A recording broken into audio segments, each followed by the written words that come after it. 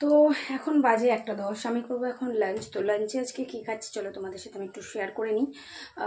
এর আগের দিনও খেয়েছিলাম তোমাদের সাথে, সেদিনটাও বোধহয় শেয়ার করতে পারিনি আমি, আর আজকেও বানিয়ে ফেলেছি। তারপরে মনে পড়লো যে একটা শর্টস বা ব্লগ নেওয়া উচিত, কিন্তু বানিয়ে ফেলেছি। তো লাস্টে এসে মনে পড়লো চলো তোমাদের সাথে শেয়ার করি।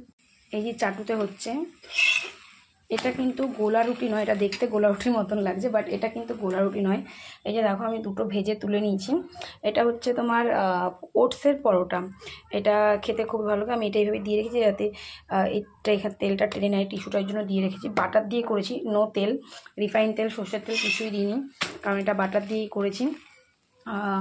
আর যাতে বাটারগুলো একটু ওতে টেনে নেয় তার জন্য টিস্যুটা আমি ওখানে এইভাবে রেখেছি। তো এটা হচ্ছে আজকে আমার দুপুরের লাঞ্চ।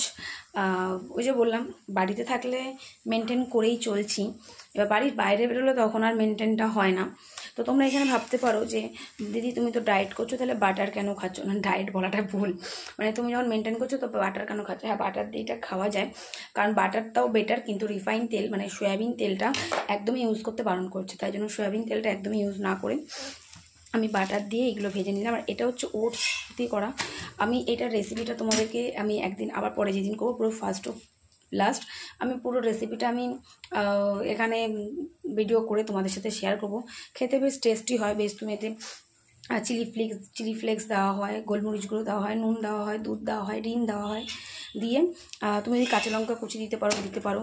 আমি আর এসে ধনেপাতা দিয়েছি কুচি, আর যদি পেঁয়াজ কুচি দিতে ইচ্ছা হয় দিতে পারো, আমি ওগুলো দিইনি, কারণ বেশি টেস্টি করতে গেলে মানে স্বাদটা অনেক বেশি হয়ে যাবে, কিন্তু উপকারটা আর বেশি থাকবে না। ওই জন্য আমি শুধু এখানে চিলি ফ্লেক্স, বিট নুন, গোলমরিচ গুঁড়ো, আর ওটস, দুধ, একটা ডিম আর ধনেপাতা দিয়েই করেছি। কাঁচা লঙ্কা, পেঁয়াজ, টমেটো এসব আমি কিছু ইউজ করিনি। তো হালকা খুবই সামান্য বাটার দিই আমি এটা জাস্ট একটু ছেঁকে নেওয়ার মতন একটা ব্যাপার। আজকে দুপুরে আমি এটাই খাবো, তাই বানিয়ে নিলাম। তাই ভাবলাম তোমাদের সাথে একটু শেয়ার করে নিই। আর আমার এত ঘুম পাচ্ছে কালকে, মানে জার্নি করার পরে আমার শরীরটা এত খারাপ লাগছে, তোমাদের কী বলবো। মানে এতক্ষণ ধরে গাড়িতে বসে ঘোরাটা না আমার, মানে কালকে খুব কষ্ট হচ্ছিলো। অনেক দিন বাদে বেরোলাম তো এইভাবে, এখন তো সেভাবে মানে 4-5 ঘন্টা টানা গাড়িতে তো থাকি না, তো শরীর একদম দিচ্ছে না আমার।